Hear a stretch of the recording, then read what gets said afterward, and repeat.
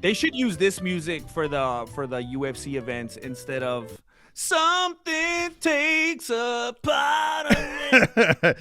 So I wanted to make sure that I didn't screw up the intro again. So I just figured let's just get into that. But do you like Freak on a Leash?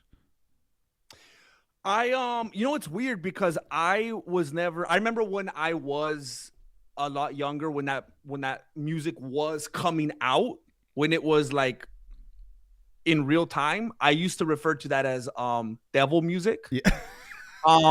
But I always liked that song. It was just, Really? there was something grabby about it that just sounded, and then I saw the music video. I remember long story short, I was a very little kid when that came out. And I remember I used to have an uncle that was like a severe, what you would call drug addict.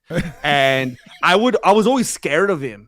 And I remember he'd always be playing like Freak on a Leash. He'd be playing like Rob Zombie and like Marilyn Manson. And I remember I would always creep up to his room like real scared, and I would just see him watching like MTV, and I was terrified of him. But like he exposed me to some music, so like I started listening to the Red Hot Chili Peppers and stuff because of that dude. But I do like that one song. Yeah, I got a couple of years on you. So when the first Korn album came out, I remember like we just started driving, like everyone just started getting cars. So only a couple of us had a car. And we're sitting there, the radio plays Blind from Korn, the first ever release from Korn. And I felt like the Lord came down and touched me in my private. From Korn? Yeah, from dude, Korn. I listened to it and it blew my mind. Like, because I was into like hip hop and I liked like alternative music and stuff like that. But I just didn't know where I was at life. Korn came on the radio, Blind. Everything changed for me. Next thing you know, I'm getting the fucking, not dreads. I'm getting the braided hair. Like I had long hair with the shaved sides. I was wearing Adidas. You know, I was just like, let's go. I started playing guitar heavier. Why is Adidas affiliated with that? So Jonathan Davis has a song. Well, he's the singer of Korn. I know way too much about Korn. Like it's really ridiculous. But I like the first two albums. And it's funny, when Freak on a Leash came out, I was like, because it wasn't what it was before to me. Before it was raw, and it was like it tapped into my depression. And Satan music, pretty much. Yeah. I was worshiping it. Yeah, I was playing with the Ouija board. Pretty accurate. Did you know that all Adidas is all day I dream about Satan? Or X. Yeah, that's true. Yeah, Korn had a song, All Day I Dream About Sex. Oh. Yeah. Oh, so that makes sense. I didn't know that. Yeah. And it just so happened that Jonathan Davis, the singer, his pants, like he always wore the Adidas pants. That was his thing. Yeah. He always, like if you look at he tightened the shoes to that song. Yeah. So basically they put it together and it was this thing. It came on the second album. It's a whole thing. But anyway. And then I was born the next day. Actually, was that the second album? Wow. It might sound like a casual. Anyway, let me know in the comments. But yeah, when Freak on a Leash came out, that's when they became more mainstream, and that's when they exploded, right? Everyone was just like jumping onto it. So I was a typical, I like their first album type. You know, I was that guy. So that was their, man, now I feel like a casual. So Freak on a Leash is their Bohemian Rhapsody. It's their third album. Yeah, Freak on a Leash came out. So Blind, you know, I'm blind. I'm blind. I don't know if you ever heard that, but I would run away from my uncle's room. Yeah. Dude, I was your uncle. I was literally, but I wasn't doing drugs. I was, I don't know. I was like a skinny lunatic that wanted to be a rock star. Like that was my dream. And when I saw them, I was like, I want to be that. And then I found out that Jonathan Davis, the singer, was like abused by his father. And I was like, I don't want to be that anymore. Oh. Yeah. So a lot of that anger that's in his music in the beginning was all driven from abuse, but from his like father and stuff. Yeah, he was like really screwed up. Actually, the whole band is screwed up, really. But one of them, actually, the guy Head, one of the guitarists, his name is Head, is a massive religious guy, like super Christian. Like he. I always hear about one of the Korn guys becoming. Yeah, he flipped and he's super religious. So which is ironic because if you listen to their older music, it does sound like you play it backwards. You know, the bad guy comes up, you know? Anyway, this is probably boring a lot of people. So let's move into the MMA stuff. What do you say? This might be the most exciting thing that we've talked about in 16 episodes. I have like goats on my shirt. That's like demonic. Everything's all messed up. Yeah. Yeah. I think I did it wrong, by the way. I don't normally. You did it backwards? Oh man. The reverse sign of the cross. So do you kiss your fingers when you do the sign of the cross? I'm not Catholic. Okay. Is that a Catholic thing? Yeah. Or is it like an Italian? Maybe it's an Italian thing. You're kind of getting into something that I touch on a lot, which is cultural religion. Yeah. Which could make some people upset because sometimes I accuse people of being culturally religious where they just kind of go through the motions and don't really even have true faith. But I don't know. I mean, I suppose it could be. I remember when I was growing up, there I grew up with nothing but like Mexicans in my town. Like that's all it was. Mm-hmm. If you saw like a white person or a black person, you would think it was like a demon. It was like what's happening right now. So like everybody was Mexican and like therefore they're Catholic. They just thought like it was part of their genetics. Like that's how they were raised, and like no one would even go to church unless it was like Easter or Christmas. Mm-hmm. But yeah, that's a cultural thing with like Italians, I think, Mexicans, and it's a Catholic thing, but I don't know if I'm doing it backwards. I learned how to do it, honestly. I learned how to do it from Austin Powers because he says spectacles and something that rhymes with spectacles. Oh yeah, wallet and watch. Oh, that's a good way to remember. I'll teach my kids that. You know, you made me think we should probably rebrand like the Demon and the Beanie.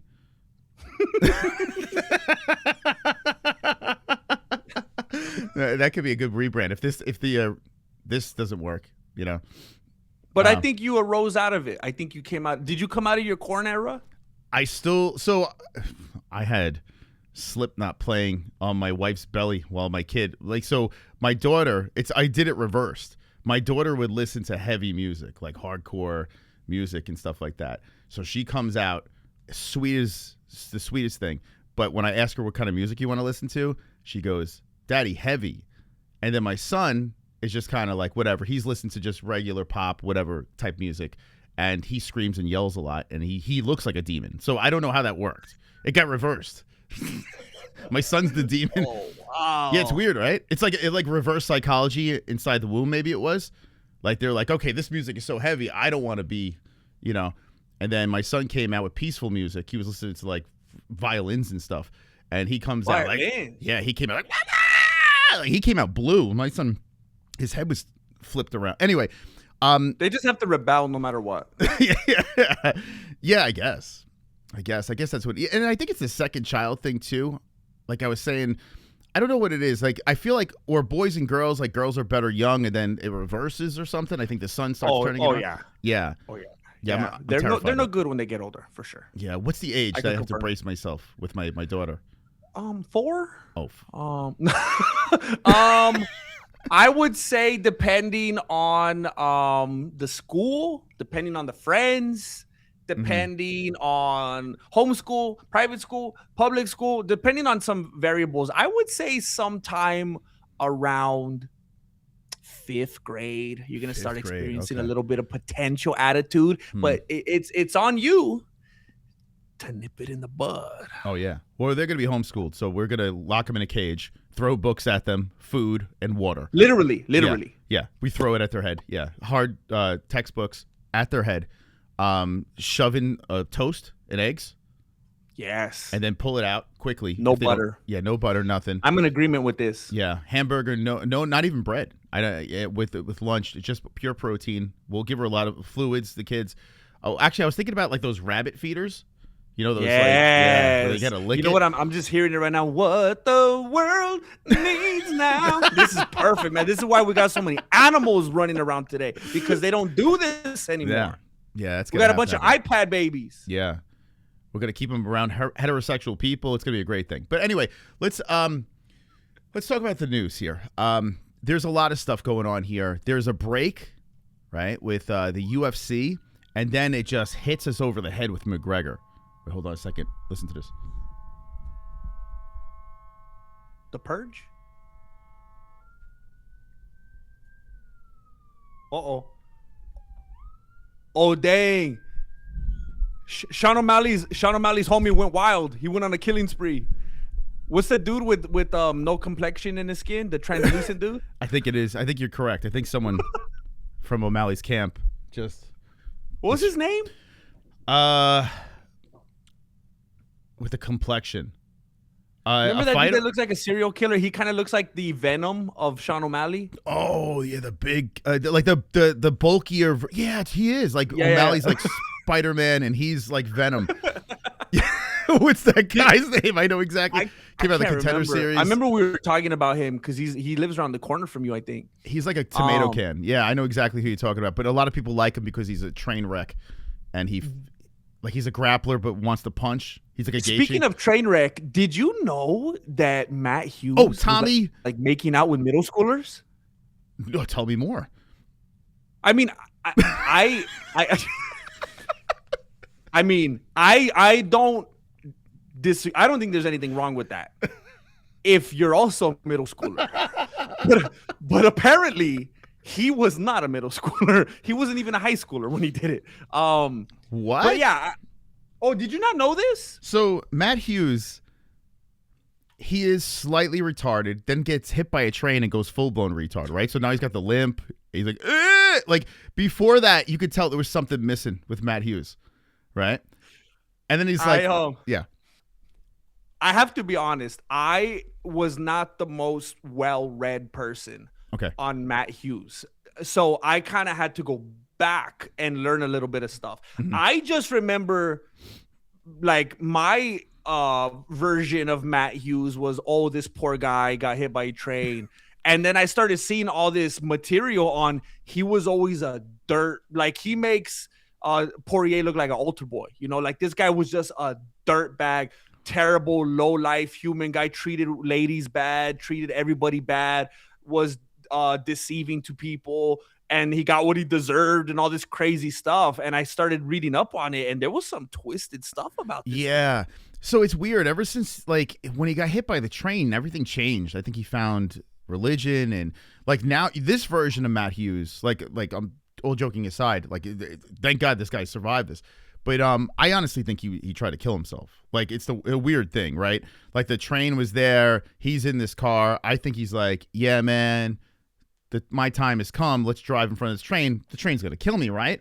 I think that's because like, why did he get hit by a train? It's not like it's pretty hard to get hit by a train. Like you got to be.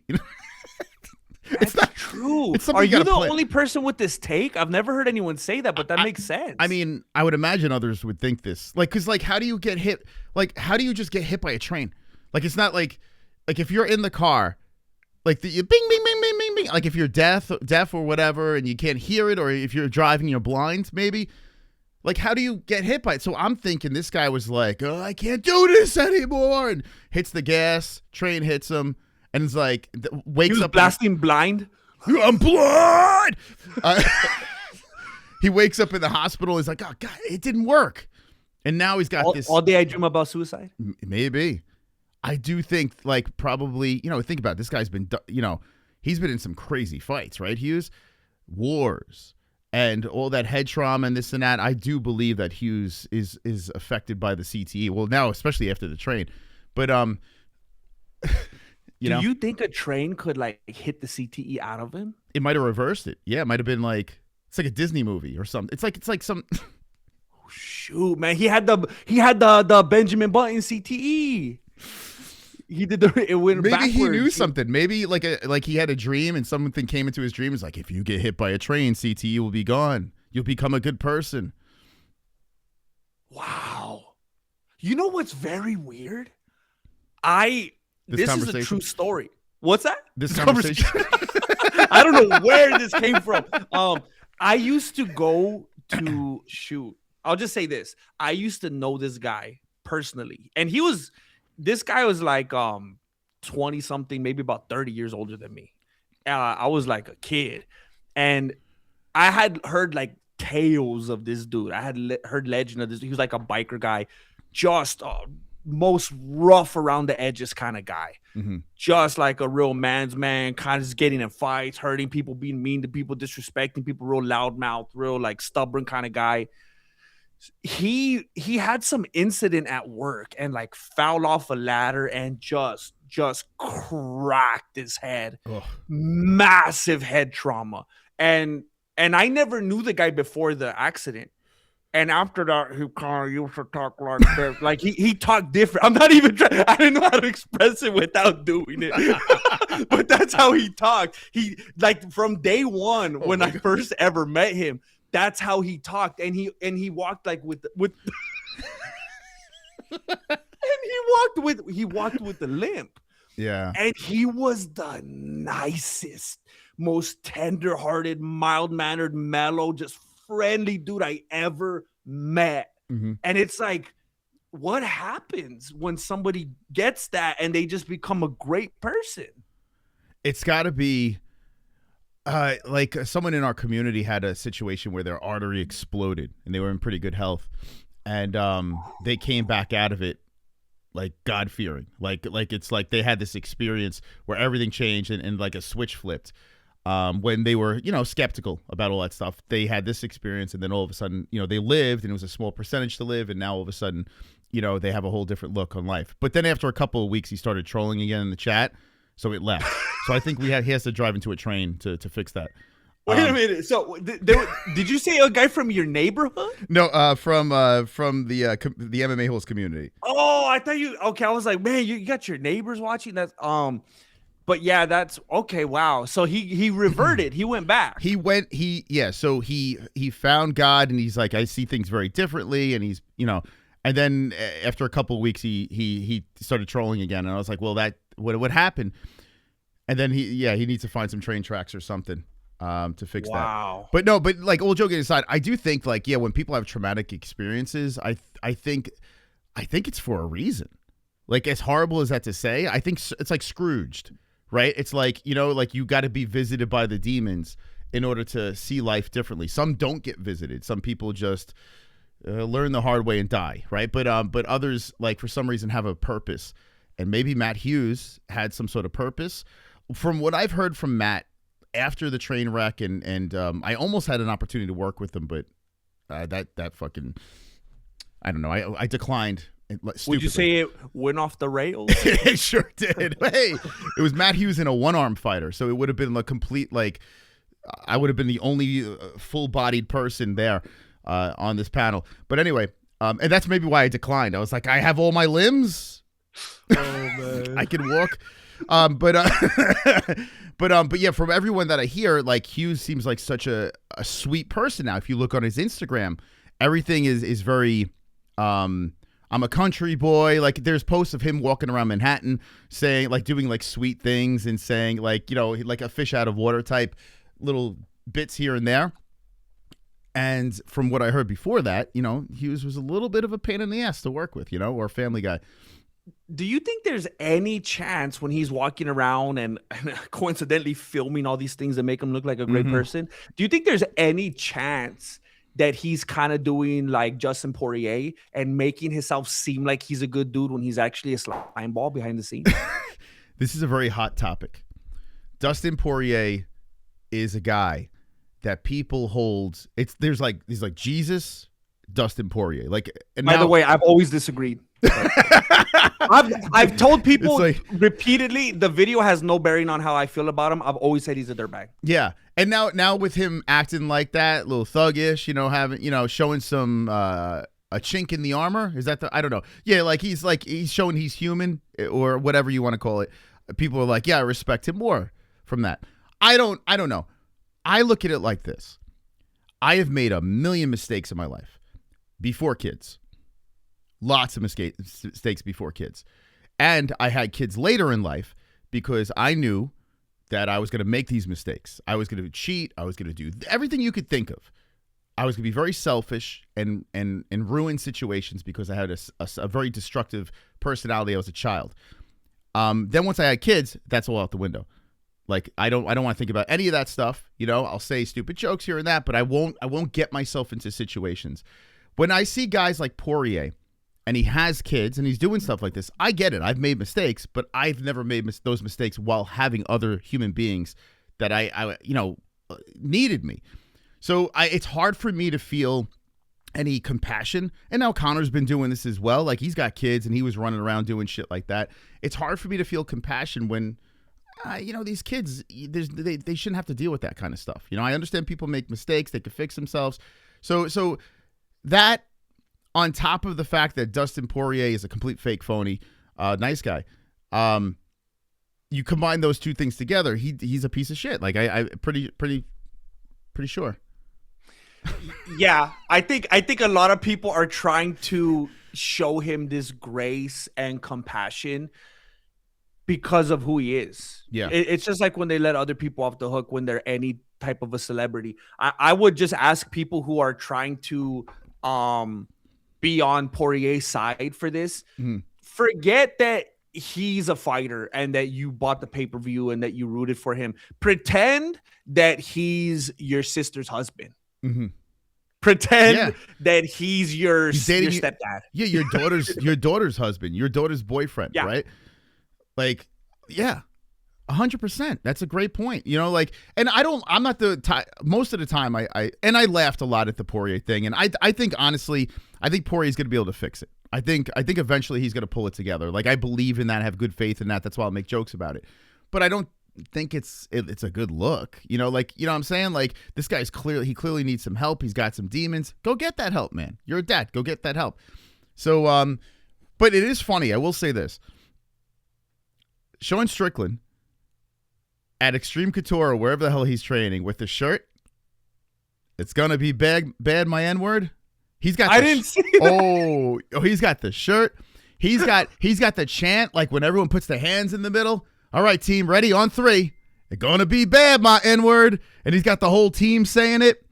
Is Sean saying it? That's Sean has adopted the saying. And now he's brought it over to, and it's hilarious. It's on video, and Sean is saying it. Gonna be bad. All right, let me see if I can find it here. Let's go. You know what's messed up? Poirier is going through this time, even though I'm saying I don't even like the guy, whatever. He can't even make that his own merch. Now Strickland's benefiting and making money from this. I mean, I don't understand why people would make money off of Sean Strickland. Oh, fuck. If you go to MMAholes.tv, we have the mug. I don't know.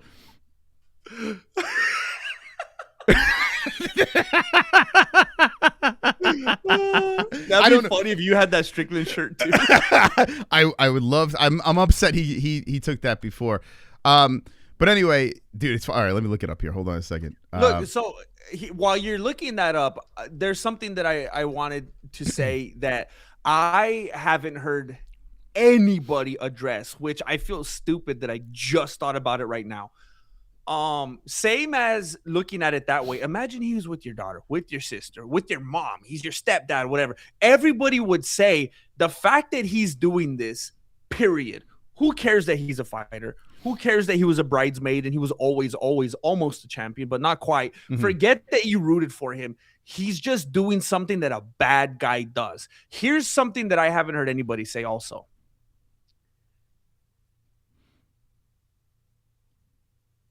If he got caught on video doing this at the airport, this is how we say in every other situation.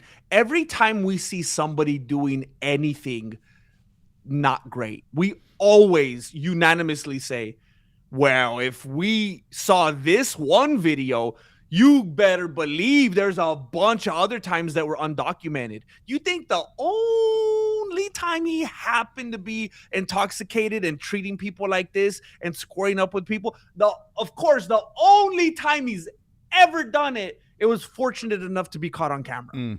Yeah, it's definitely not the first. You better believe there was more times. This was not an isolated incident. There's no way. Mm-hmm. Yeah, 100%. Yeah, there was more times that he's done this. There's no doubt about it. Life doesn't work like that. You don't just catch the one time on camera. I mean, he's been going around from interview to interview saying, it's going to be bad, my Nick. No. He's been it's going to be bad. Yeah, 100%. He goes around and he's talking to these other people saying, I got these demons and I don't know what I'm going to do when I stop. So he's been warning everybody, hey, man, this has been going on in my head for years.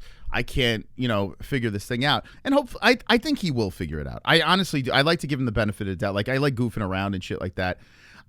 my problem is this with myself, right? I hate throwing stones. I hate doing it. And I felt myself casting the stones with Dustin. So, like, I find myself trying to go full circle here and saying, okay, let's give this guy the benefit of the doubt, hopefully. But I just don't like Poirier, so it's easier to hate on him, you know? It's like the Conor situation. Like, I'm easier on Conor, even though Conor's made a gazillion mistakes and I've shit on him constantly.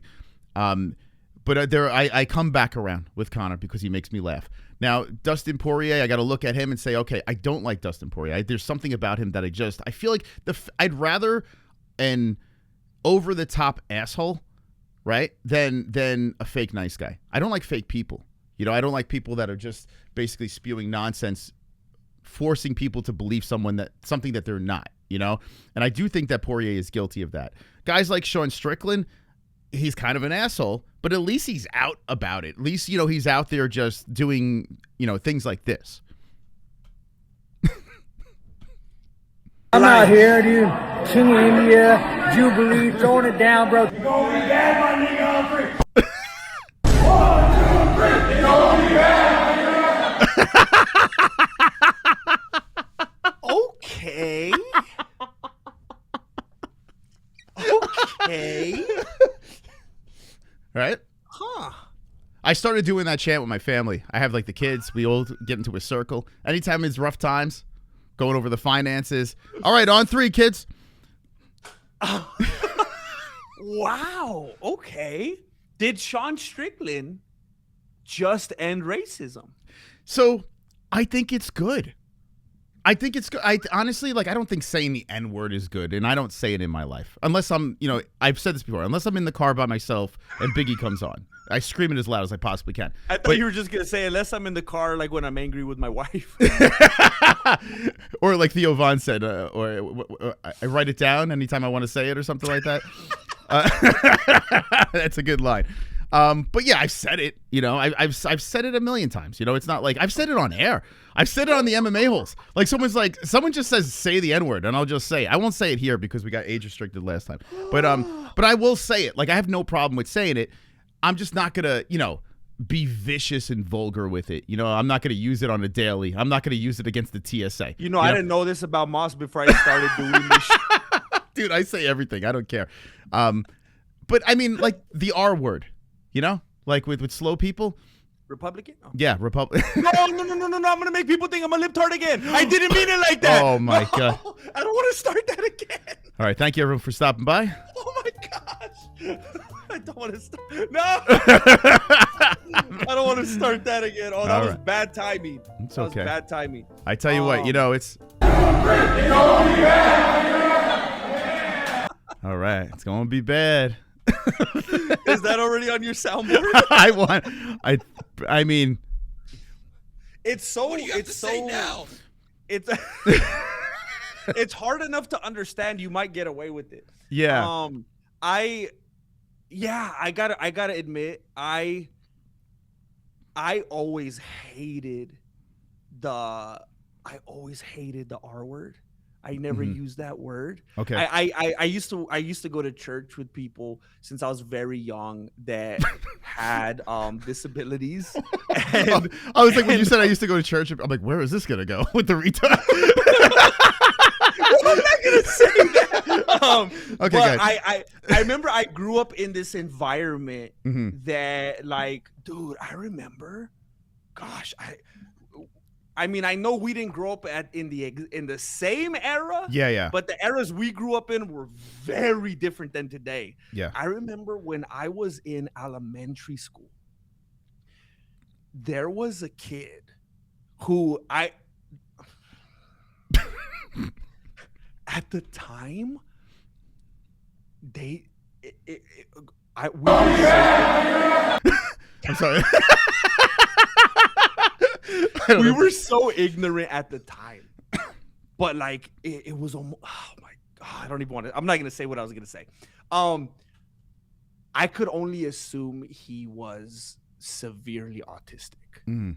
At the time, we had no, at least the kid, maybe older adults and doctors had, but we had no terminology for it. This kid, he walked with a limp. it was like glued to him. He always had his hand like this. It was always here and nonstop, like drooling nonstop, day and night. Like it was just like his thing. Yeah. And he would like grunt and moan and stuff, hardly ever. Like, I don't know if he knew any words, like almost nonverbal. Yeah, it's pretty bad. The kids at recess would, oh my God. I didn't do this. The kids at recess would circle around him. They would throw stuff at him. Oh my God, dude. They would go like, ah, and then he would start chasing them. And then they'd go, oh my God, dude. So they created this environment where they would like egg him on, and then he would start like, and he would chase them, and then they'd be like, oh my gosh, and they'd run away. But you know, they created that situation. Yeah, it's like a scene out of The Walking Dead. It was something, yes, or from what's that? Like the Lord of the Flies or something. It was what? Forget it. So it's gonna be bad.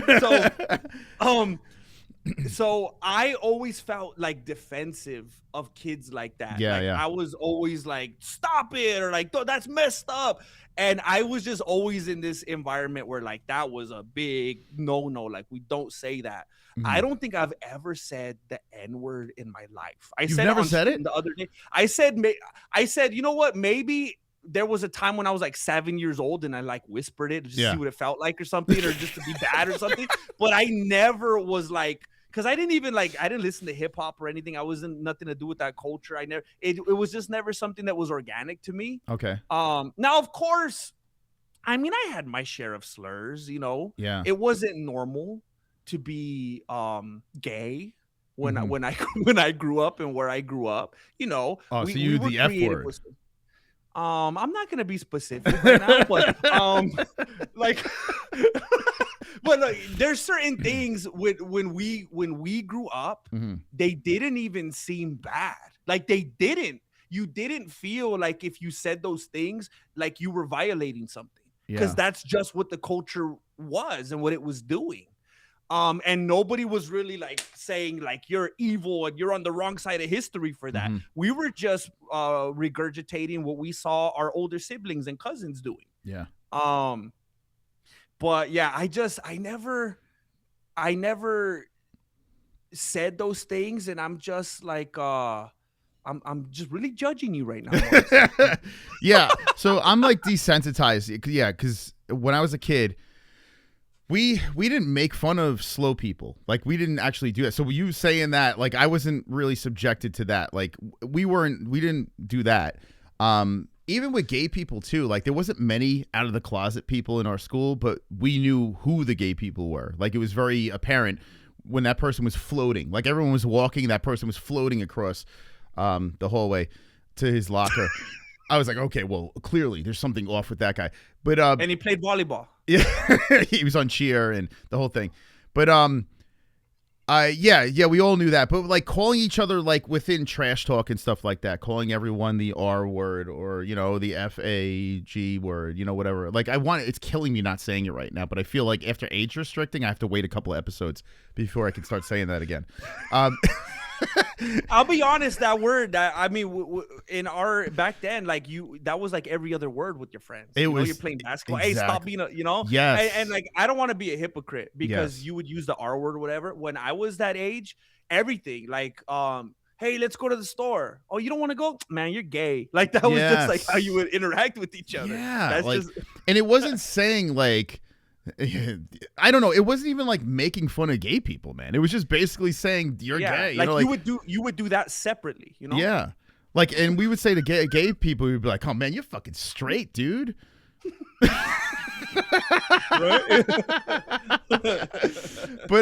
yeah, this is probably a story I shouldn't be telling, but I'll tell it anyway.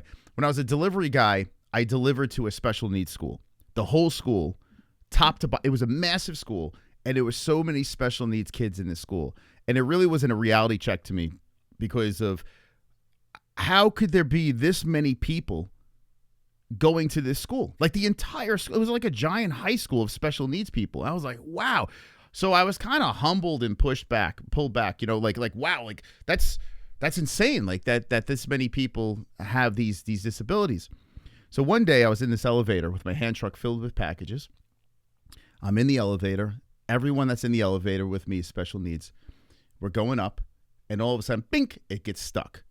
The lights go out, and this weird dinging sound happens, insinuating that the elevator got stuck and whatever. So I'm in this elevator, lights out, with a bunch of special needs people, and all of a sudden, start hearing one of us. I hear this, like the whole fucking elevator is going nuts, and I'm standing there like, and you just blend in and you start doing the same thing. I'm like, I did it with them. No. Right.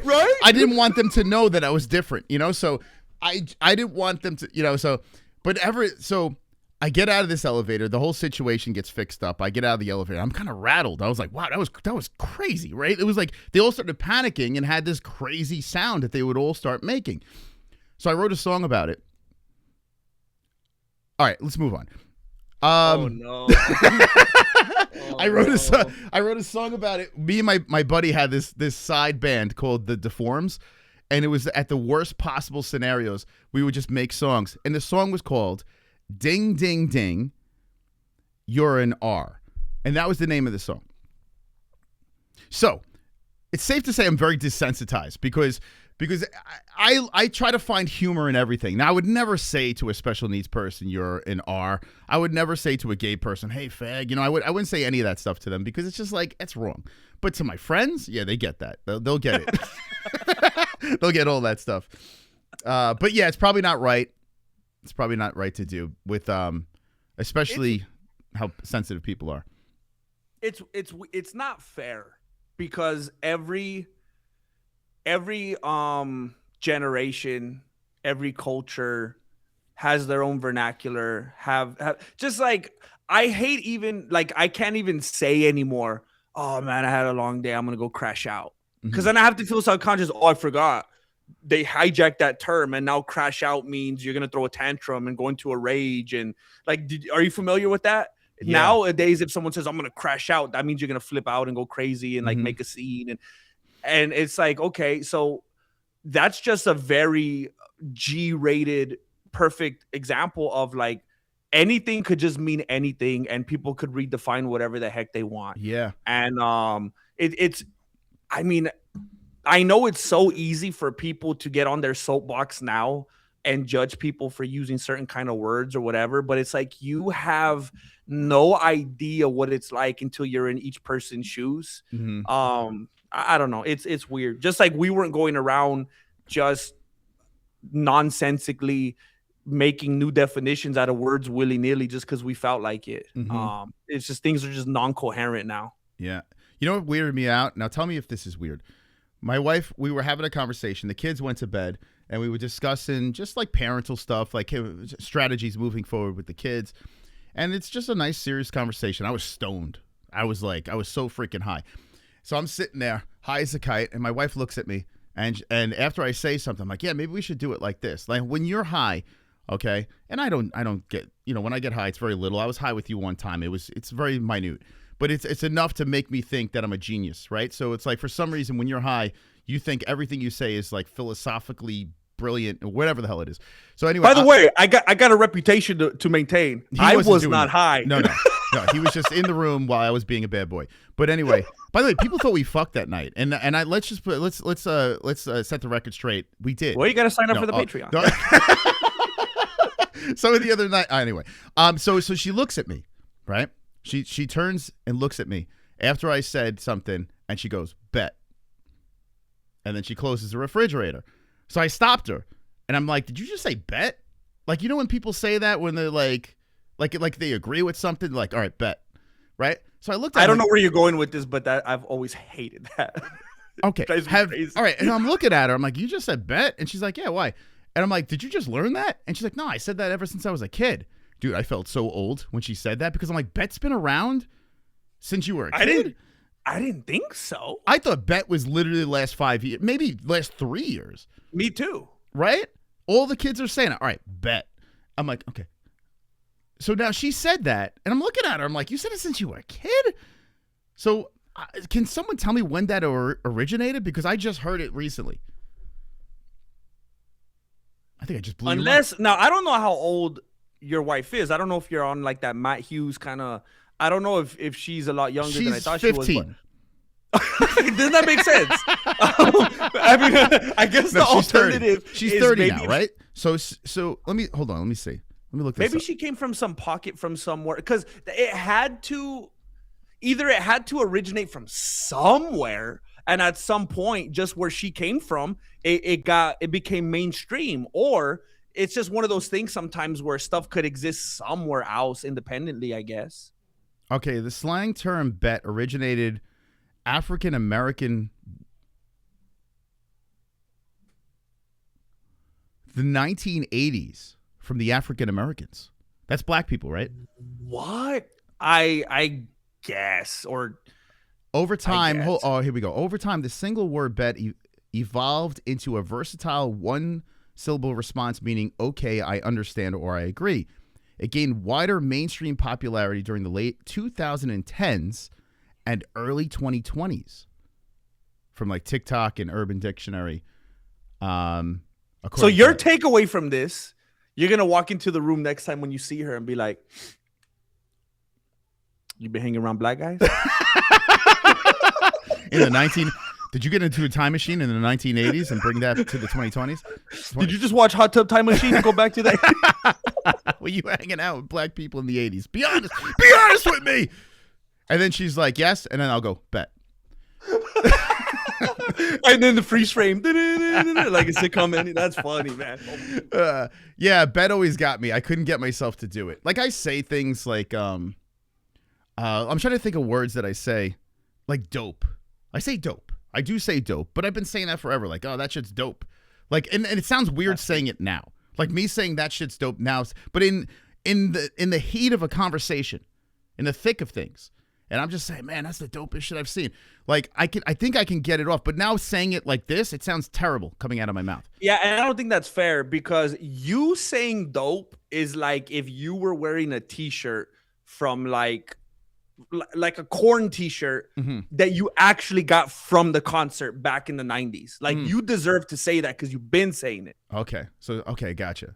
Like it's grandfathered in. Like you've been saying it. It's not, you didn't just pick it up to be trendy. You've been saying it. Yeah. There's certain words now that when I see older guys saying bet, because I see it on YouTube too, people are saying it, and I'm like, man, bro, you're pushing 40, man.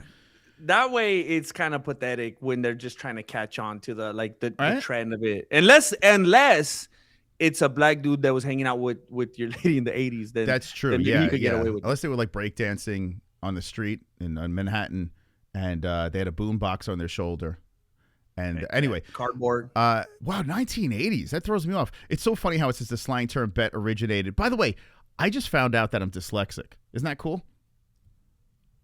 It's good to be able to point to things for our like every time I do something wrong, I tell my lady, like, yeah, don't you know I have this affliction or whatever? I looked up the symptoms, and sometimes I'll get a little bit of what do you call it? Like when someone feels bad for you. I can't think of the word right now. I don't know why. Sometimes I get a little bit of pity. Pity, yeah. But you can't get away with it too many times. I don't know how much pity you can get from dyslexia. I mean, think that's one of the. So I think I could say the R word now. I think now I can, because I can be in that category, right? Dyslexic. So that's kind of like a black person saying the N word now. Exactly. If you, right. So now, and I have a little Sicilian in me. Actually, I got a decent amount of Sicilian in me. So I think I could say the N word, because I heard that. I don't know. Did you ever hear about that whole the Sicilians where there's like an infusion of African American, Oh, yeah. Christopher Walken had a whole thing. What was it? True Romance? I can't remember. But Christopher Walken had a whole dialogue about how Sicilians are actually black. So what? So they're like Drickis. Yeah, sort of like that. Yeah. What? Yeah. They. I don't know if you could believe what that guy says though. He's the dude that killed that lady and threw her off the boat. Remember? Have you ever heard about that? Catwoman. Is that who that was? Oh, he threw her out the window. He throws a lot of people, Christopher Walken. He who's the guy that played number 2 in Austin Powers? I can't remember his name in real life. Oh yeah. He had a wife. Is that Rob Lowe? The old, yes, that's the young version, the older version. Okay, gotcha. Yeah. Oh shit, who was that? Him and Christopher Walken were on a boat with that main guy's wife, and they threw her off the boat and killed her. You know, I don't like fishing, but I would go fishing with Christopher Walken. Better watch your back. But now that I know he throws people off of boats, maybe I wouldn't do that. But I would love to go fishing with him. Imagine going fishing with Christopher Walken. The stories. Why? Oh, because the stories. Yeah.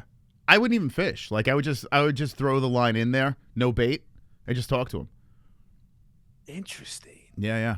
I would do that, and then maybe say the N-word a couple of times. Okay, so did we talk any MMA yet? We talked about Matt Hughes. We talked about Sean Strickland. Welcome to our new format where if you like it, let us know, because I kind of like this better, to be honest. I mean, we have a week off of the UFC. Like, Conor's coming back next week, which I got to be honest, did you watch the fights this weekend? Did you check out like the early ones? Did you catch any of that shit? Uh-oh. Well, what happened was I was trying to be a good boy, and I set my alarm. I went to sleep Friday night, maybe like 2, 3 o'clock. I don't remember for sure. And I set my alarm. I was like, you know what? I'm gonna wake up at like 9. Fights usually start at about 2 o'clock, prelims. I'm gonna get up 9 o'clock, go for a run, be ready, wake up. And I wake up at 9 o'clock, and I see notifications from hours ago that yourself included, channels had gone live. Oh shit! And I was like, gone live? What's happening? Long story short, I had no idea that it was one of those 6 a.m. cards. Oh. And then I was just like, whatever. I just missed the whole card. I don't know what the heck happened. I know that there was a very underwhelming fight from the dude with one eye, and it's not looking good for him. And he's a big old cheater. And Herb Dean is he's getting himself a worse reputation than Tomas Aspinall at this point. I don't know what he's trying to do. I know there's a rumor because he used to be a fighter, and then maybe he just has this unrequited kind of love for the game still, where he's trying to sabotage other fighters because he's jealous or something. I don't know. It's like, how could he be this bad on purpose? Yeah. So that's interesting. By the way, if you never want to miss a time, I'm going to do another plug for myself here, but if you never want to miss a time on MMAholes.tv, it has the time for your time zone over there. So check this out. Like, you go over to MMAholes.tv and it has whatever your time zone is. So, I mean, even if you don't make your picks there, you can just reference the website and you can see what time each card starts, your time zone over there. Wow. So, and what was the URL for that again? MMAholes.tv. Oh, wow. Okay. Oh, yeah, man. Gotta go over to MMAholes.tv, get your time zone in. But yeah, 7 a.m. You know, it's funny, like people each week from the UK and stuff, they tune in at these crazy times and they never complain. They just show up. And us Americans, like I was miserable. I got to be honest with you. Like, I loved, the fights were great, but inside I was like falling apart because I'm like, it's 7 a.m., man. What are we doing? Like, what's happening here? I'm trying to like get myself into it with Friday 1 streams because I really like those little ladyboy Muay Thai fighters. But the UFC, I think it is better later on. I even did PFL the night after it. I don't know. Did you see any of the PFL with AJ McKee? Did you catch any of that? I didn't even know that they were still in existence. Dude, they do such a terrible job marketing. Such a terrible job. It was a good card. But and it was on ESPN too as well. So it's like, how do people not know? Like, PFL does a horrible job marketing. And it was a decent card. It was fun, man. Like, it was only 2 fights, no finishes, I think. Something like that. Everything was a finish. Carmouche was back fighting another lesbian in Arujo. Lipsky, remember Ariane Lipsky? Like, all the rejects went over there.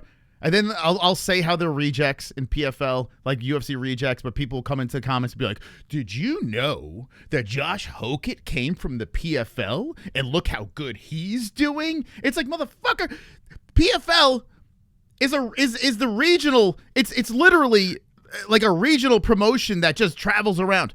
Like, it's that's all it is. Like, I'm aware of this with a really solid production. Like, But it's not the UFC. I mean, I watch all this shit. I understand this is not the UFC. It's not even close to the caliber of fighters. It's all the rejects. But did you know that Joaquin Buckley came from the PFL? Like, did you know this? Is that why he can't grapple? Yeah. And they're coming from the PFL, not going to the PFL. Well, that's the thing. Like, they're literally 2 fights into their pro career, and PFL's like, yeah, come on in. Have a fight here. yeah. Oh, it's your pro debut? Yeah, I got a guy that's just coming out of the Amis right now. You want to beat him? Come on over to the PFL. Like, for the bout. Yeah. We'll give you a strap. And, and we'll give you a hand job, too, on the way to the cage. If you want to come on by to the PFL. I don't know they about got Nina Chama over there, too. Yeah. I don't know. It's weird. But I like to push the PFL because, one, it's easier to get media credentials, and they treat you like a king. Their production is still top-notch. Like, if you watch a PFL fight, dude, there was one stoppage where it was a quick stop, and we got to see first person. The ref had the glasses on. We got to see first person, the guy yelling into his face, the fighter, saying, what the fuck did you stop that for? Like, in his face, HD. We got to see that. I'm like, this is great, man. Like, this is what we need, right? They do things right in the PFL. Anyway, back to Herb Dean. By the way, my kids gave me tattoos. Back to Herb Dean. Oh, man, it would be so amazing to see Herb Dean with that camera because all the shenanigans he's in lately. Oh, I loved Herb Dean until not even after the Chama thing. I still was a big fan of Herb because Herb is the guy that lets the fights go. Right? He lets them go. I'd rather it late. Let him beat them to a pulp. I don't give a shit, man. This is what they signed up for. This is what they want. Let it play out. I don't want to hear well, it could have been this and it would have been that nonsense, which they did again. I heard it again this weekend. I don't want to hear that. I want to hear if he dies, he dies. Like, I want a conclusion. I want to finish. I want that. What Herb Dean's been doing now, he's listening to these fans and he's reversed. He's stopping everything early now. He's stepping in too early. He's not letting it play out anymore. And he's pretending that, like, everything's normal. He's not reffing the fights the way he was. Now you can tell he's a little triggered. He's heard the fans. He's getting the pushback. And he's pretending he's not hearing it, but he's stopping fights early. So that's proving, to me at least, that he's not the Herb Dean of old. This guy is scared. He doesn't want any more backlash anymore. And he has become a pitiful ref. I don't know what's gone on with Herb Dean. He's gone the complete opposite now. And I can't even defend this guy anymore. Now Mark Goddard, a guy I've shit on for the longest, Goddard is letting fights go. He's letting it play out. We saw a guy, I don't know if it was the Goddard fight, but there was a guy on this card.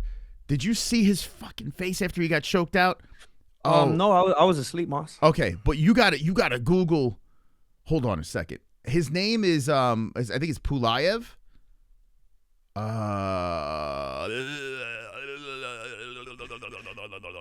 He fought Rujabayev, whatever the fuck that guy's name is. Where is he? You have to Google Andrei Pulayev, okay? This dude right over here. He got choked out so bad, his face turned into that person you were talking about in school.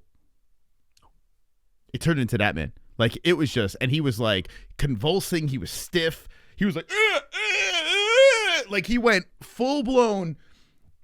It was crazy. And that fight was reffed by Mark Goddard? I think it was Goddard. I'm not sure. But Goddard has, on this card, correct me if I'm wrong, guys, in the chat, the fights, actually, that might not have been Goddard, but the fights on this card that were let go, Goddard was involved in, and he let them play out. And he's been doing this a lot lately.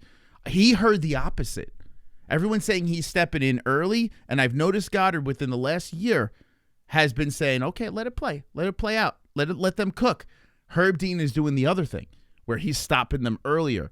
And be consistent, guys. You know, stick with your guns, man. If you're going to be the quick stop ref, be the quick stop ref. If you're going to be the late stop ref, be that guy. I don't want to see this flip-flopping nonsense because you're going to cater, like the quick stop guy's going to cater, thank God he didn't die in there. Great stop. And then the other guy's going to be like, just bleed like me. I haven't heard anybody else explain it that clearly that you have about Herb Dean.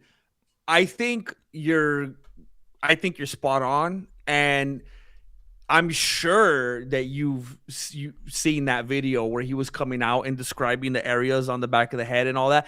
That video, to me, like as soon as I saw it, I thought, Tomas Aspinall.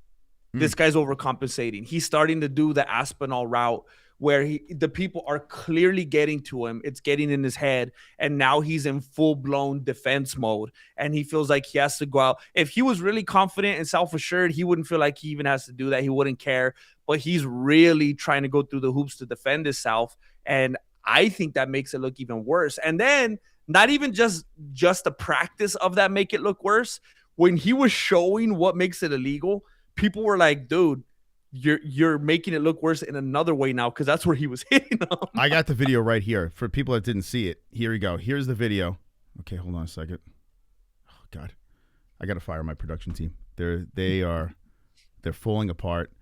It's just okay. Here's the video he was talking about. Who is it? Serial gun.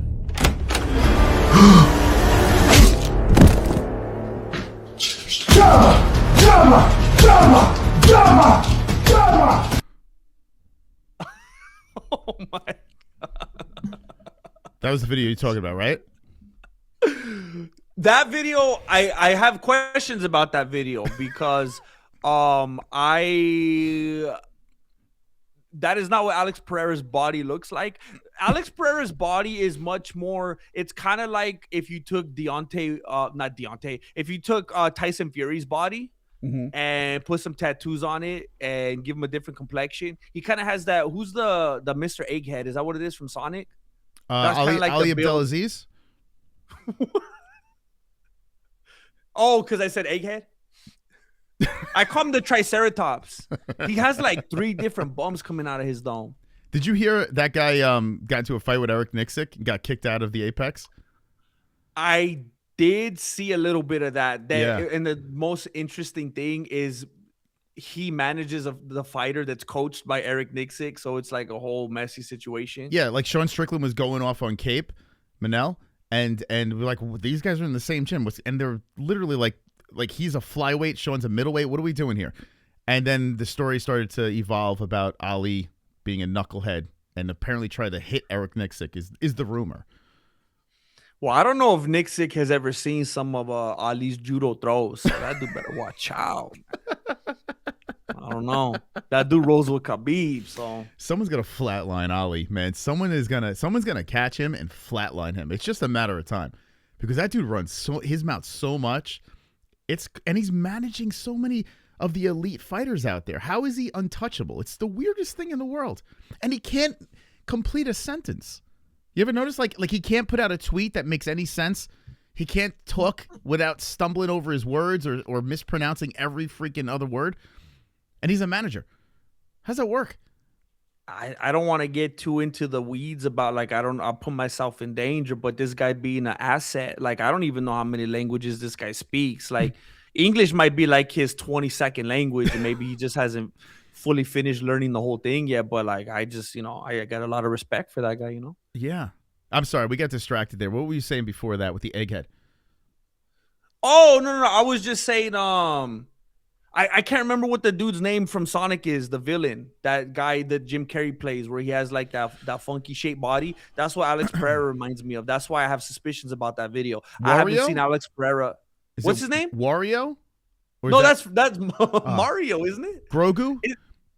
Grogu? What is that? That sounds like anime. Oh, I don't know. That's a Mandalorian. I've never seen that. I don't know. I'm just trying to throw things out there. I have no idea.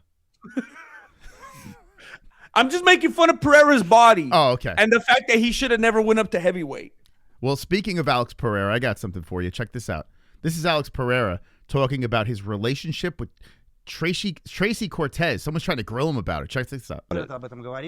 Now, this is translation, so if it doesn't sound like them, I actually translated. Hold on.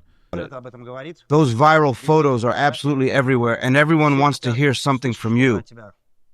I have even mentioned before that there was really no need to be asking these sorts of specific questions, but people constantly keep asking me anyway, and I simply do not wish to talk about it anymore. It's also about taking advantage of this channel, which is a channel the whole world will see, Well, all things considered, I think we mutually agreed to go our separate ways. I didn't agree with some things. Either maybe she's not ready for a serious relationship, a 100% serious one, so that's what happened. Then I decided to leave, and that's all right. I wish her all the best. And then I stuck my fist in her pussy, and it was too big. So she, why is this even a thing? Look how they're like the wide angle and this interrogation on, like, who cares? Like it's like he's talking about the Epstein files or something like that, or some leaked, like the moon landing and how it was. I don't like. What? Who cares? Why is this happening? Even when it came up with Brian Ortega with Dominic Cruz, it came up so much later. Like Tracy Cortez has a hard enough time even getting her own press just for her own fights. Like, it just doesn't get that much. Like, people don't get excited about it. People don't really care. Why were we hearing about her and Ortega so long after it wasn't even a thing anymore? Same with her and Pereira. It would have been way different if we were hearing about this in like January, but it's just weird at this point. And I was pretty sure he said before that she wanted to be too serious and settle down, and he wasn't ready for it. Now he's saying the opposite. It's weird. Yeah. I don't know. He's saying it's like mutual, but yeah, she wasn't looking to settle down, and I don't know. Like, he should just laugh it off and be like, "Man, are you kidding me? That was a fling. We move on." You know, it's not that big of a deal. But he's answering like all serious. Like, it's like, I got to be careful how I answer this question. It's like, dude, you were in like a quickie relationship. Like, I mean, you took some holiday pictures with her. You had a crazy weekend, and then you guys split. Like, I mean, it's that simple. Like, what are we doing? But anyway, this picture of him and Herb Dean from 2024. Look at this. Alex asked Herb for a picture. Look at that. Wow. This is when he was a fan, and Herb betrayed him like Judas. Came in like Aladdin. Look at that. It's crazy. It's sad to see Herb Dean fall from grace like this. I feel like all refs, though, have this fate. I feel like you never stick the landing as a ref. Like, even like John McCarthy, like if he just kept his mouth shut and retired, everything would have been good. But then he had that podcast, and everyone started to be like, "Oh, you're Karen. We didn't know about this. You and Josh Thompson are two yentas like us." But anyway, I saw John McCarthy in the ring for PFL. He actually was back in there. It's crazy. What was he doing? I know he went on this stint where was it Bellator, where he was like an MC and trying to be like or is he reffing right now? Him in PFL? Yeah, he's reffing now. But yeah, him and Goldie were the commentators in Bellator, and you know, people liked him as a color guy. But yeah, now he's back into reffing. He got the itch again, and he's looking old and big. As a ref, John's good. He's one of the few that, you know, I don't really have many issues with McCarthy. I think he's been a solid ref throughout the years, and he's been like the OG, right? Like, if you go to like, wasn't he in UFC 1 as well? Like, this dude he's been everywhere, McCarthy. I would have to think, like, why would he at this age? I don't know how good reffing pays, but why isn't he just enjoying his life? Why would it feels like you're going all the way back to square one? Why would he? His wife wasn't like, they asked Josh Thompson asked him, like, what does your like family think about this? And like, they're not thrilled about it. So why are you doing it? It's weird, right? I wonder if it's like a Poirier thing where Big John McCartney is like, it's gonna be bad. It's gonna be bad if I don't get back in there. Like, I got the itch. Do you think that just like how fighters wake up every morning, they gotta have that thing to fight for and train for? Do you think refs feel that way about reffing? Like, I don't get it. It's weird. Is he a gambler or something? It is weird. Yeah, like, I understand if you're doing something your whole life and then it's like you stop doing it, you miss it. But reffing? Like, I mean, it's such a tough job. Everybody hates you. Yeah. One side's mad at you all the time. That's like saying you're a traffic agent. You know, all you do is give out parking tickets. You're like, man, I missed a life. I got to get back. What the fuck? Like, I used to be an umpire for Little League. That was like, I believe, the first job I ever had. Man, the hatred that you get is unbearable. Mm-hmm. People will be so mad at you. Every call that you make is wrong from one side or the other. Like, being a ref or anything like that has got to be miserable. Yeah. When you did umpire work, were you the guy that went, "Hey, round one, just like Were you that guy? Yeah. You did? You screamed it? Did you really? You're out! Get out of here! I tried my best. I was 17 years old, so it was like 2 years ago now. Okay. I tried my best to play that role, but I was a little bit, I don't know if I would say timid. But Do you have any video of it? No video of it. That'd be great. But that would have been amazing if there was. I mean, you know what's funny? It has to be on video somewhere. Yeah. Because all those parents were recording their kids. So it has to be, I'm in the background somewhere. Did you ever have a kid cry or anything like that? You ever have like? Did I cry? No, not when I went home, not on the field. But yeah, it was they'll shout at you, man, because you gotta think there's all these full-grown adults with kids already, and I'm a teenager, so it was just like a lot of hatred. You miss that life? You want to go back to it or no? No, that's why it's like, what's wrong with Big John McCartney? What's he doing? He must have got in some kind of Mayweather trouble. Yeah, I wonder what. So do you think? Okay, let me ask you this: are you gonna miss the YouTube life? Because I think about this. Like in my advanced age, I'm like, okay, how long am I going to do this? And I'm starting to realize it probably into my 90s, and it's not going to be pretty. It's going to be a fall from grace for sure. I'm probably there already, but still, like, do you ever think about like what the fuck are we doing here? Do you ever feel yourself like, are you ever streaming and you talk about the fall from grace? Are you ever mid-streaming? You're like, wow, I could feel myself falling right now as I'm streaming. when I feel that. When I'm calling a fight and I start switching the names, and I'll say one fighter's doing one thing and the other fighter's doing it, and then I get called out and the whole freaking chat lights me on fire for a good 40 minutes. It's like, all right, guys, I got it. I got it. Okay, this is YouTube. I'm not cage side. I'm a human being. I'm doing everything over here. I'm doing it all. I know that feeling. That's when I start feeling it. I've since I started doing YouTube, I've definitely become way more of a anxious, depressed, paranoid, and so on and so forth and etc. type of individual, constantly refreshing my YouTube studio, constantly wondering, why am I not good enough? What's wrong with me? Am I delusional? Should I delete the channel and myself? I don't know how to fix, all those kind of things. And it was, for me, it was always supposed to be a stepping stone. I wanted to be the next Steven Seagal. I wanted to make YouTube videos so that I could eventually move on to making martial arts movies and TV shows and stuff like that. So if I ever did move on from this, I would think it would be a good thing. I would think that means I finally got there, and now I'm producing my own independent movies and stuff like that, doing whatever I want. What I would miss is the loyal homies that have been there supporting me and showing up, which, you know what? And I mean this, if I ever did achieve the goals that I have and made movies and stuff like that, I would find a way, even if it was like unlisted or something, just to still, that's how it is in my community, just to stream with those people that have been there. It's kind of like when, some people were talking about Poirier, and how, his wife came up with him and she was like living in the car with him and stuff like that. That's how I look at a lot of the viewers I have. Like, they've been with me through the hard times, through the streams and stuff like that. So I wouldn't want to leave them behind. But the YouTube life and the grind and the algorithm and all that, it's terrible, man. It's terrible. Yeah, it's like, it's funny.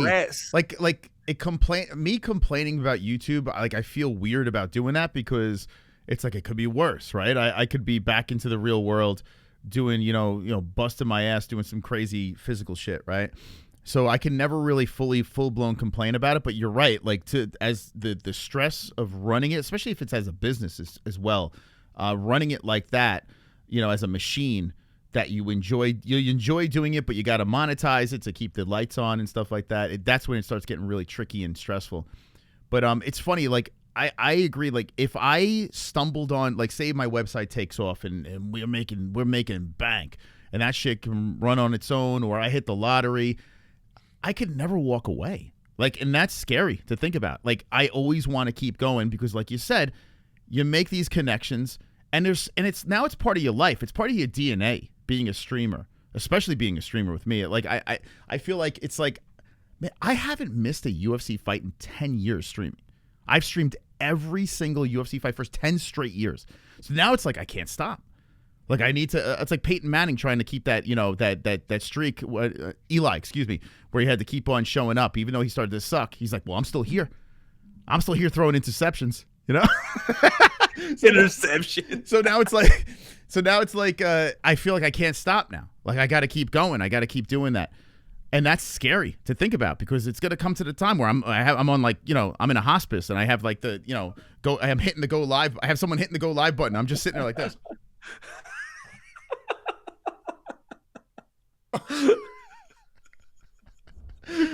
And then just like a little graphic pops up very slowly, just says, click the link to donate. And I'm just gonna, and then when they donate, I'm just gonna be like this.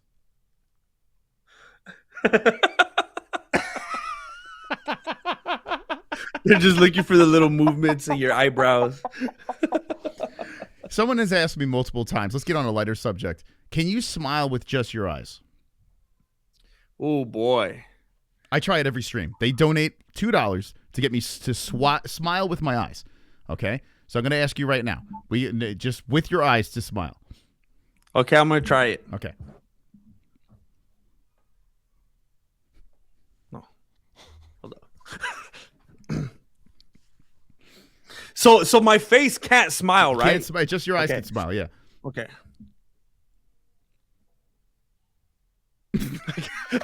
I don't think I could do.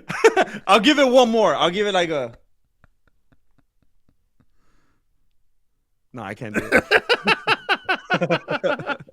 Very nice. Were you successful? Can you do it? I don't think I've really pulled it off. I think they pity. They say, "Hey, that was a really good job," but they're lying. And I don't want to do it here because I don't want to. I don't want to show off. Here's Conor McGregor in 2014. Against Dustin Poirier the first time. Check this out, guys.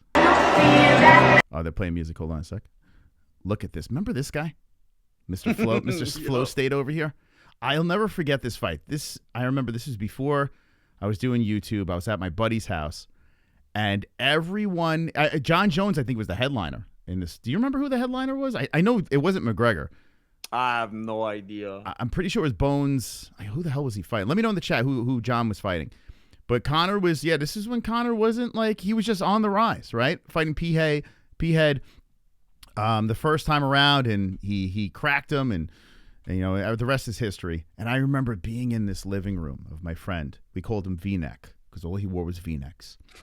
And we would sit there, and him and all of my buddies were anti-McGregor. Like, he was on the rise up, and everyone's like, fuck this guy, man. He's just a loser. It's a hype train. You like this leprechaun? And I was sitting there like, oh, yeah, this guy's going to get it done. And I'm praying to the MMA gods. I'm like, please, just give me one time here, just so I don't have my friends crap on me. They got revenge, Nate Diaz. They got revenge. But anyway, he knocks out P-Head. And everyone's like, it's a fluke, man. That shit was a fluke. That's garbage, man. Were you kidding me with this guy? And I felt so good. I was like, yes, yes, yes. And I felt like I was rejuvenated. I was like, I told all you mofos, this guy's the shit. He's the real deal. And this is the problem with the sport. We all have that moment where like, I told you, but it always falls apart.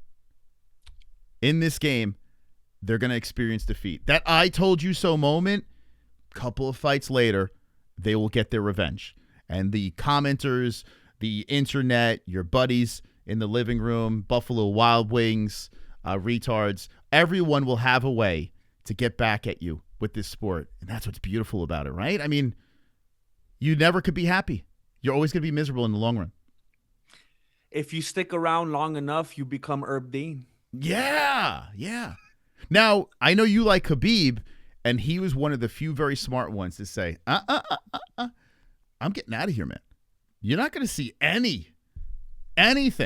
Like you may have people surpass me on pound for pound or whatever, the GOAT list or whatever, but You could never take away my resume of running through, doing what I had to do, and getting the hell out. It's like Barry Sanders never won a Super Bowl, but it's like if Barry Sanders won a Super Bowl, that would be Khabib, right? You can't take that away from the guy. And when you got guys like Gaethje, right? Dude, leave. Leave. Yeah. Don't do it. You were right the other day when you said he should have retired that night, because now it's going to be so boring and unceremonious if we wake up one morning and we see Gaethje decided to retire, and it's like, okay, what's next? Move on, keep scrolling. It would have been such a big deal if he did it at the White House. Now it's like, oh, all right. And it's going to look like, because he's already getting called out, that he's dodging Oliveira. Now it's not going to look cool. And he's going to be cage side for McGregor Holloway. And he already said, well, I feel like I got the Holloway one back because I beat Ilya. And and I get it, man. It's life-changing money, right? You fight McGregor. Even if it's a loss, it doesn't really matter because you're getting that red panty night, right? But still, I mean, and I think Gaethje's like, well, that's an easy fight. I could fight Conor. This guy, I'm still in the game. I just won the undisputed. This guy's coming off a big injury. Even if he beats Max, I'll whoop his ass. But what if you lose? Like, what if you do? Like, I don't know. Is it worth the money? Maybe, I guess, that kind of money. Shoot, man. I think one of the reasons I never really did good there was there was a brief window of my life, very brief, where I thought,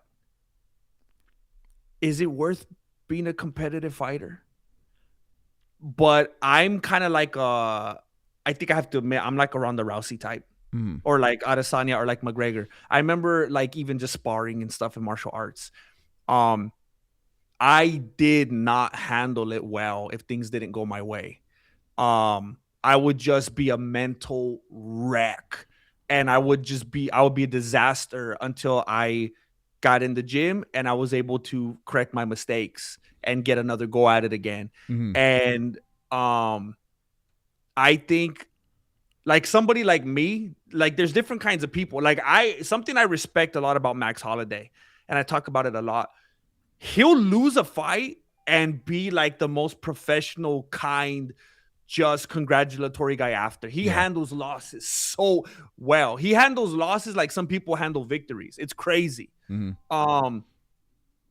I wouldn't be able to handle losses well. I would take it too personal. I would be a disaster. So for me, it's hard to be like, yeah, if I was Gaethje, I'd go in there and take the money and take the loss. I would think about that loss for the rest of my life. I'd be wiping my tears with the money. I know people a lot of times say that sarcastically, like it's all about the money, but I'd be like, I don't care. I can't think about, I want to fight him. I'm going to go to his house and fight him. Like I wouldn't be able to get over it. Gaethje seems like the kind of dude that he said it since when he first fought in the UFC. I'm going to get knocked out. That's my style. I'm eventually going to get knocked out. He seems like a guy that doesn't care and doesn't have a big ego that would be able to deal with that if the money was right. So maybe it just seems so unfortunate as a viewer. Like, man, it would be so picture perfect and so cool if you just rode off into the sunset with this win. So it would kind of ruin it for us. But I guess it is selfish of us to say when a fighter should retire. That's on them, right? It's their life. They could do whatever the hell they want. It just would be such a perfect movie. But I guess you could still write that movie. Like, I guess you could still get that thing taken care of. The movie ends at the White House. It's like the Michael Jackson movie. I was just going to say that. It's like, hey, look at how nice it ended. After this, Gaethje starts touching kids. Oh my gosh! Imagine Gaethje becomes just this crazy pedophile. Like the Justin Gaethje story, like the Netflix documentary. It was he all calls good. Matt Hughes. Hey, hook me up with some of them girls. He went to the White House, and then the next thing you know, he was on Epstein Island. Oh no! Oh no! Sean Strickland left the breadcrumbs. He took the money from the White House card, all those bonuses, and he started his own island. And he started taking kids and flying them over there. He looked so dumb when he was telling Joe Rogan that the UFC should make like companies and give him money and stuff like that. Did you see that part? He was basically telling Joe Rogan that the UFC should like give him some kind of residuals or pay him or like start new companies that he could benefit from. He was starting to say some weird like Conor McGregor type stuff. Like if he wanted stake and ownership in the company and stuff like that. Maybe that's what this was all about. He's trying to start his own island.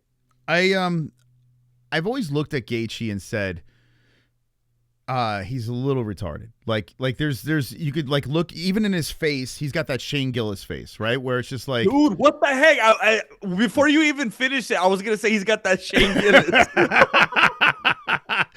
we are doing this. What episode are we on right now? Like, what's happening here? We're morphing. It's like when women cycle, they get their same period, menstrual cycle. It's like that's what's happening right now.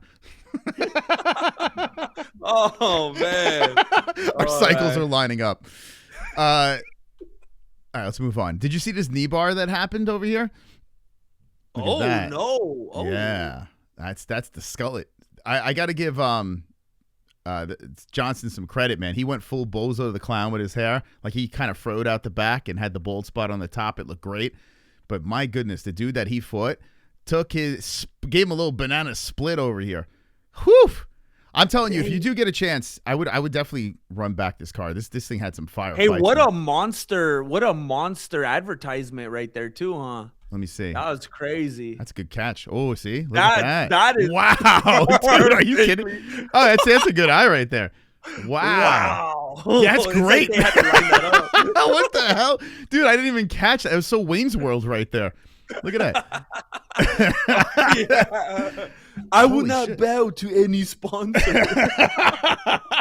You know, it's funny. I watch old streams, like old MMA whole streams, and we did that, man. We sold out so bad. Like, we were holding up Tiger Life energy drinks, and just like in the middle, we just like, it was so corny. Or like, be like, oh, what shirt am I wearing today? Like, we would do that. And now I'm like, and I was so much happier when I did that.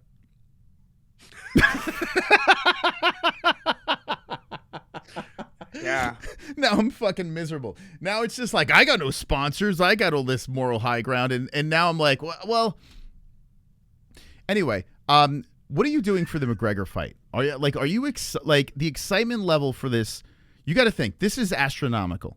McGregor's coming back. I know, like, people are like, oh, here we go. I'm known as the Conor Dick Rider, whatever, but I'm thinking numbers. I'm talking about numbers here. This is going to be astronomical. Like, so for the UFC event that happened this weekend was surprisingly really solid numbers, but it's international stuff, so I'm used to that. And I got to say, like, when I look at the White House numbers compared to what happened this weekend, it's not. I mean, listen, it's off, but it was a fight night, and it still feels close enough. So I would look at the White House card as a streamer, as maybe a fail. Like, I don't know. Like, we had a good night, but maybe I don't know. Like, maybe I was expecting a lot from it, but with the McGregor thing, there's gonna be no fail here. It's going to be a crazy night. Every YouTuber that's going to go live, and if you're not a YouTuber, just go live. You're just going to get good numbers. Watch this event and film your face very close. Breathe heavy into the microphone. I don't know. Fart on camera, whatever you want to do. But I'm not describing you. I'm describing someone else. But but I mean, I think everyone should go live for this. But I am so excited, not only because of the I hate Conors, I love Conors, I like the unknown. Right? The injury, the layoff. Now he's found God. He's allegedly cleaned himself up. Dude, that trailer that they dropped, did you see the trailer? I believe so. It was. There's a new one that they dropped. It was on Saturday that they dropped. It looked a little AI. I'm not gonna lie. Like, there was some parts that looked like they might have hit the AI. I'm trying to think of some highlights from it to reference, to be like, yeah, I did see that. It starts. Weren't they wearing like brown suits or something? Yeah, McGregor's like sitting down and he's like talking all dramatic, and then it cuts into like old stuff, and then that's the one where he said they're his sons or yes, something. Yes, I sunned him. I sunned him. And Mac like, well, that was good. Yeah. And you've been doing that in the mirror, haven't you? I do it naked with a weight attached to my cock. Your wife's like, come out. I sunned him. And then you got Holloway. They cut to Holloway, and he's like,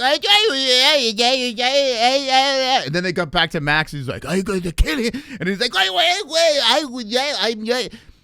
Mac. It's so unhinged and great. And I showed it to my wife, right? I showed it to her.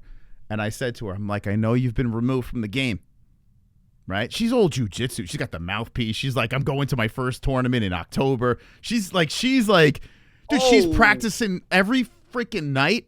She's throwing a new move up on me. Here's the tarantula guard and this and that. And I'm like, what's...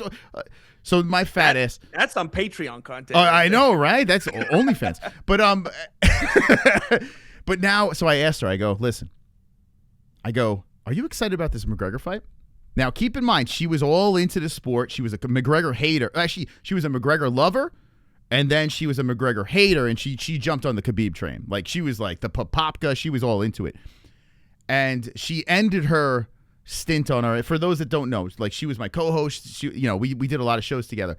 And she left to me high and dry. And now I'm by myself, and now I've run off with Jesse, and we have this fantastic relationship. But but I said to her, I go, "Why are you excited about McGregor?" Just to see, because now she's a casual fan. And she's like, "Oh yeah." She's like, "I'm in." I'm like, "What?" And she's like, "Yeah." So I make her watch the trailer. She watches it, and she's like, I might have to sit in. I might have to sit back in on this. Like, she might have to get in on it. And when I saw her say that, I was like, okay, she is now the casual, right? If she wants to get back into the game because the return of the Mac, which, I mean, listen, past his prime, whatever. You say whatever you want about Conor. I'm completely aware of this. And he might get slaughtered by Max. Not going to happen, but he might, right? There's a 2% chance. If she's saying that, dude, could you imagine? Like, we're in fight week next week. What is this going to look like, man? I mean, and a guy against Max Holloway, right? Max is no slouch, right? I'm breaking kayfabe right now, right? Because I'm going to say it. Listen, I understand the threat that Max Holloway is. I understand you can't judge him on that Charles Oliveira fight.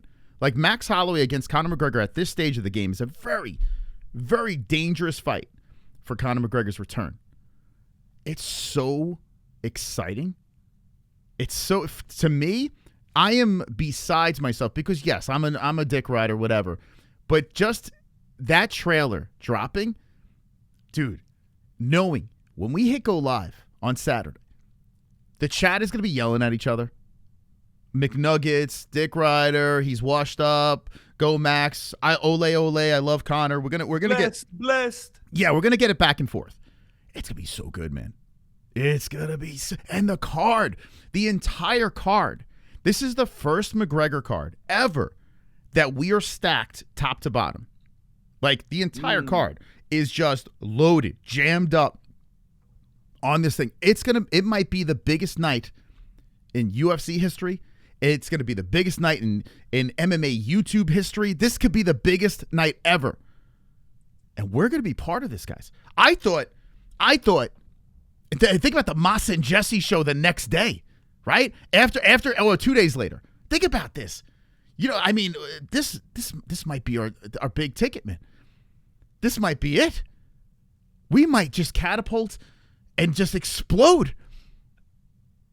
Are you ready for this?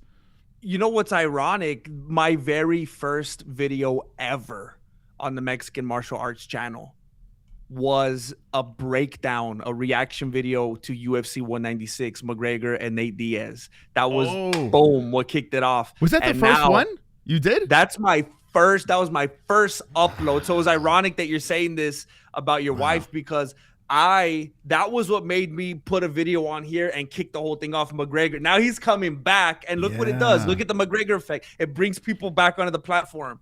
Dude, I'm telling you, when he is officially signed off, when it's done, and it's not going to be done anytime soon, because you could tell that this guy he's gonna be BJ Penning himself. He's gonna spiral out of control and BKFC and maybe MVP.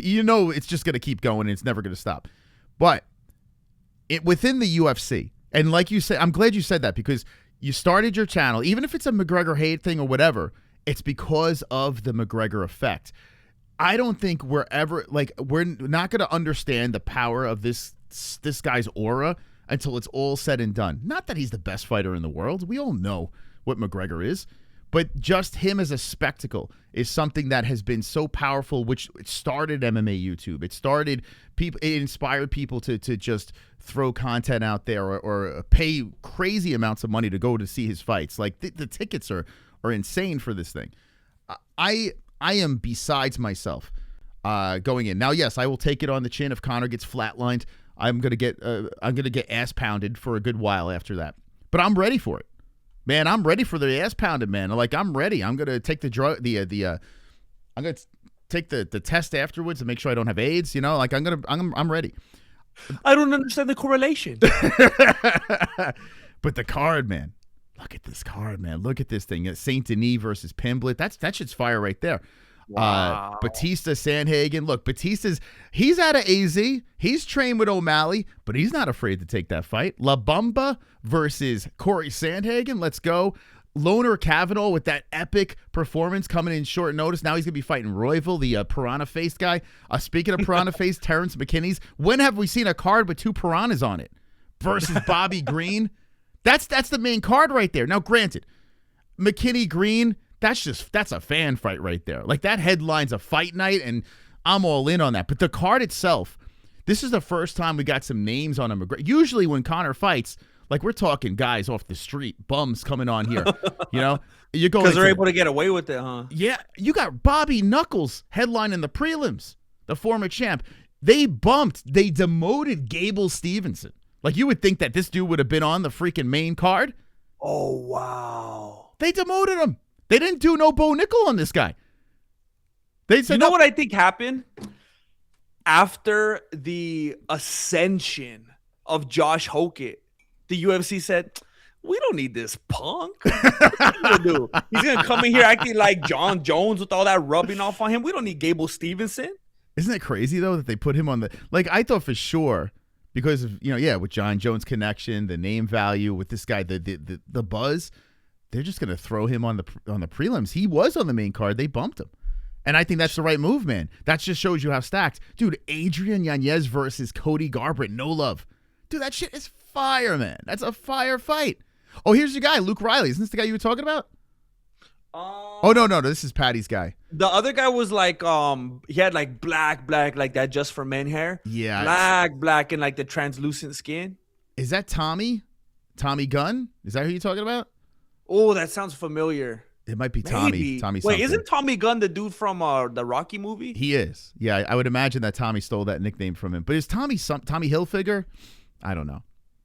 Tommy. Oh, Tommy Gunn McMillan. That's him. Yeah.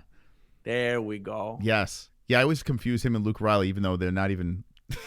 I guess because Luke Riley's the protege of Patty. So that's interesting. He's on the same card as him. Yeah, I picked up a picture of Tommy McMillan right now. He kind of has those Al Bundy eyes. You know that serial killer? Yeah. That dude that killed all those college women? He kind of looks like Al Bundy a little bit. I could see that. Look at that on the early prelims. Cortez. We just talked about Tracy Cortez against Wang Kong. The Joker. Fire, man. This card is good. Oh, yo, Ethan Ewan's on this. Cesar Almeida versus Pena. It's not household names, but it's going to be a banger. I think it's disrespectful that they got Ewing this far down in the card. Right? That dude just came in. He's just been mowing everybody down. He's looked great lately. Like, this guy, he should be higher. Against Basharat. Dude, this is not an easy fight. Basharat undefeated. That is so good. How about this Zachary Reese versus Ryan Gandra? Zachary Reese, that dude from Texas, that long guy, that's pretty good.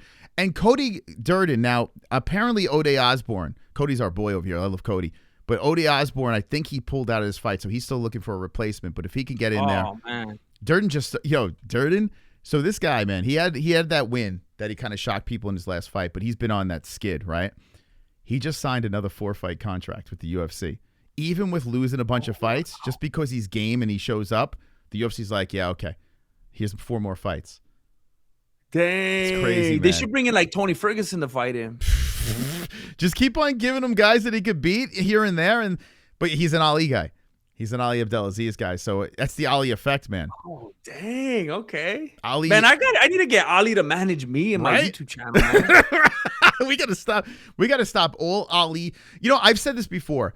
And I've been hard on Ali because I don't know if he's a great guy, to be honest with you. These fighters love working with him. Clearly, Cody Durden, he wouldn't have another 4-fight contract if Ali wasn't his manager. It's just that simple. I don't. It's like that Ali privilege. I don't know, the Ali Act. Is that what that's the? Yeah, that's what it is. Yes, is that the Ali Act? I'm sure Dana does want to get rid of that. But it's weird. This guy is probably the best manager in the game. I don't know how he's doing it with Durden, but somehow he's keeping Durden on the roster and respect. I would choose him.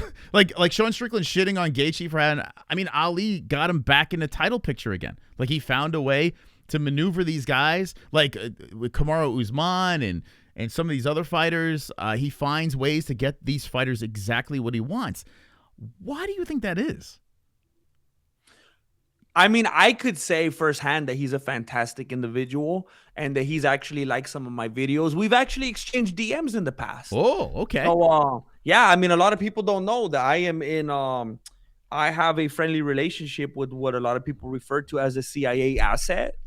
And I don't know how far back it was, but I was letting them know because I used to make a lot of videos about the GOAT, Khabib Nurmagomedov. And I shared one of them with them, and we had a little brief exchange, and he was very cordial toward me. So, I think if he has some room on his roster, I wouldn't mind getting some YouTube management, That would be nice, right? To have. I think he's a killer. He knows what it's like. He trains on the mats. Dude, he gets staph infection sometimes. He knows what it's like to be a fighter. So I think that's why he has that experience. He's not a suit. That is true. Well, there are some other guys like what's that guy's name? I think it's an Iridium, whoever I can't remember his name. But I do see some of these other managers, they do train, but they're more just jiu-jitsu, whereas Ali does do the MMA stuff. You do see him. Actually, no. Yeah. I only see him rolling. I don't actually see him doing he did MMA at one point. I do remember he fought. Yeah, he did MMA. He definitely knows. He don't do that kind of jiu-jitsu where you kind of – I saw some video the other day. It was just shameful. They were in a BJJ tournament, and they went – like they started the fight, and then this guy just lays down on his back like immediately, and then the other guy did it next to him like he's trolling him.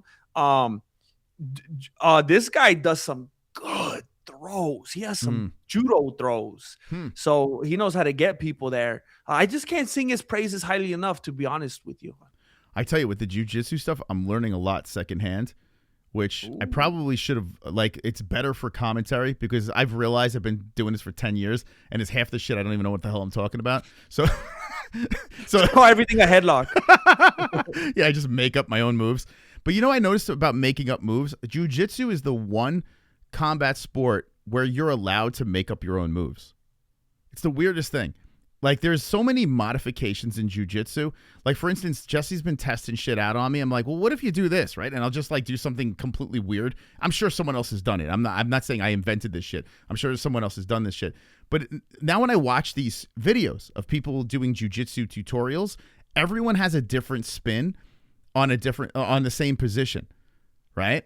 So it does make it kind of fascinating that I think a lot of people are just making up on the fly. Like, they know the basics of jiu-jitsu and okay, well, I'm going to do it this way now because this is what works for my body type or my physique, whatever. It's weird. It would be really cool, and I think good for you. I think you could do something with if you took that and came up with the MOS choke. Or some way to if you could get that going on the channel and just grow that and people be like, hey, I just went to a tournament this weekend, I did the MOS choke. That would be some good branding. Yeah, well, Jessie, she's gonna be knee deep in all this stuff, and we're calling it Just Jitsu. She does have her so we're gonna see what she can come up with. But I don't know, I might actually stream her first event. I was thinking about it, go in there, and I don't know what the rules are if I could do that. But I've seen people streaming stuff there. I think it'd be really funny watching her first. I would think so, yeah. Yeah.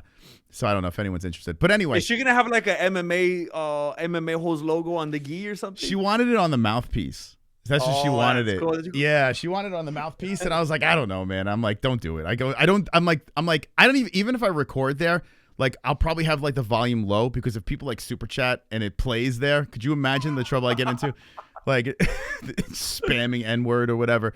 Oh my god. Yeah, that wouldn't be good. Although I'd probably make a lot of money, so maybe I will do it. But I don't know. Anyway, what's coming up in the world of Mexican martial arts? Just the same old nonsense, man. Just the same old nonsense. If somebody's doing something weird, I'm gonna come on and talk about it every once in a while. I'm still trying to stay consistent with semi-daily videos. I just don't want to get to the point where it's unnecessary and overwhelming, but for the most part, I'm doing videos every day and I stream just about every day. So if you guys are lonely out there and you got nothing to do, just come check out the channel. Nice, nice. Well, yeah, I can sign off on that. Mexican Martial Arts, great channel over there. Go check them out. Don't waste your time watching some of these other guys just completely spitting nonsense. This guy's spitting the truth. We got a lot of sons out there, huh? Yeah, I mean, it's great. It's a lot of unaccountable. Yeah, like it's weird. It's weird. Like now that these kids are popping up, I didn't know about. But anyway, maybe did we adopt those kids? Like, what happened here? Are they? I won't take any credit for it. Yeah, I don't. The tax write-off is not worth it. No. Yeah. But yeah, on the MMA holes, we'll be doing Tuesday, Thursday nights. Is a regular thing now. Friday mornings, we've been hitting the 1FC. If you want to watch some 1FC fights with us, we like making fun of the lady boys. It usually just turns into me doing a little commentary and then talking about Egg McMuffin sandwiches. And then Saturdays, you know where to go. If you want to watch some commentary, either channel, you can go either one. We're always live for that stuff. But yeah, that's pretty much it. I'm really looking forward to this big 329. And I think the next episode, every Monday, Moss and Jesse show. What episode is this? Where are we at? 16? I think this is 16. I think. If people got, let's see, no one's ever, I've noticed in the comments people aren't listening because I don't think they're sticking around late enough. But if you stuck to this point, can you just drop a 16 in the comments? Just put a 16 there just so we know. Right? I mean, hour 40 minutes of this nonsense. If you stuck this long, I want to see 16s down below. Now, if I see 2 of them, that means 2 people are real ones, real MJers. What should we call these people? Ooh. The only things I could think of are negative. The fact that they actually stuck around for an hour and 40 minutes. So that's probably not a good thing. Yeah, too much time on their hands, right? Why would they? Yeah, way too much time on their hands. I don't want to insult them. Yeah, you know what? I would unsubscribe to this channel. Forget it. Don't hit the like button. Unsubscribe. We're just wasting our time. Just leave a comment and then unsubscribe. Yeah, put 16 and